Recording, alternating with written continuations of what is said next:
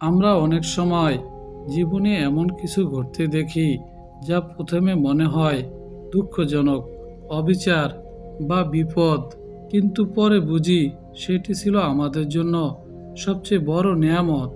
কারণ আমরা জানি না আমাদের সামনে কি লুকানো আছে। জানেন, কে জানে? কেবল একমাত্র আল্লাহ। তাই যারা আল্লাহর উপর ভরসা রাখে তাদের জন্য প্রতিটি কঠিন মুহূর্ত হয় রহমতের দরজা।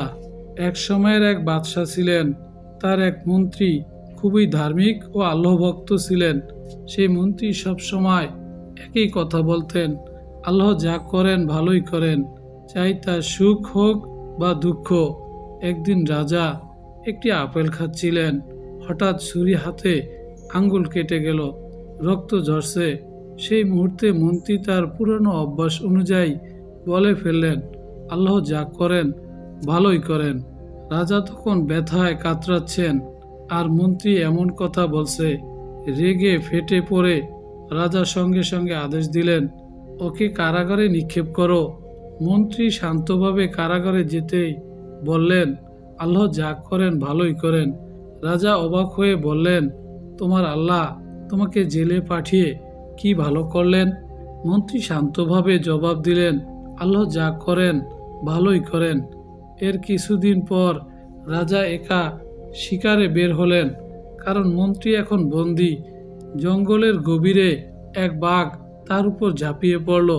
রাজা নিজেকে মরে যাওয়ার ভান করে মাটিতে পড়ে রইলেন। বাঘ তার সারা দেহ শুকতে লাগলো। হঠাৎ সে চলে গেল। কেন? কারণ রাজার কাটা আঙ্গুলের গন্ধে বাঘ বুঝে ফেলল এই মানুষটি মৃত নয়, হয়তো রোগগ্রস্ত বা অশুদ্ধ। বাঘ চলে গেল, রাজা বেঁচে গেলেন।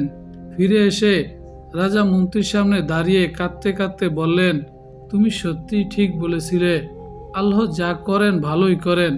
যদি আমার আঙ্গুল না কাটতো আমি আজ বেঁচে থাকতাম না।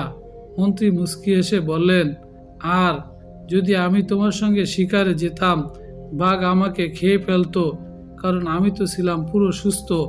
সুতরাং আমার জেলে যাওয়াটা সেটা আল্লাহর পক্ষ থেকে ছিল রহমত।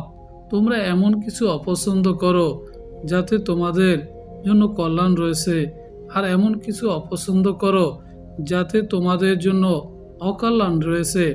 আর আল্লাহ জানেন, তোমরা জানো না। মুমিনের অবস্থা কতই না বিস্ময়কর, তার প্রতিটি অবস্থাই তার জন্য কল্যাণকর। আমরা যখন বিপদে পড়ি, কষ্টে থাকি, তখন হতাশ হই, মনে হয় কেন? কিন্তু হে মুমিন, মনে রেখো, তোমার রব কখনো ভুল করেন না। তুমি আজ কাঁদছো, কিন্তু কাল বুঝবে সেই কান্নাই ছিল তোমার জন্য রহমতের জানালা। আল্লাহ যা করেন ভালোই করেন, একথা বিশ্বাসী একদিন তোমাকে শান্তির জান্নাতে পৌঁছে দেবে ইনশাআল্লাহ।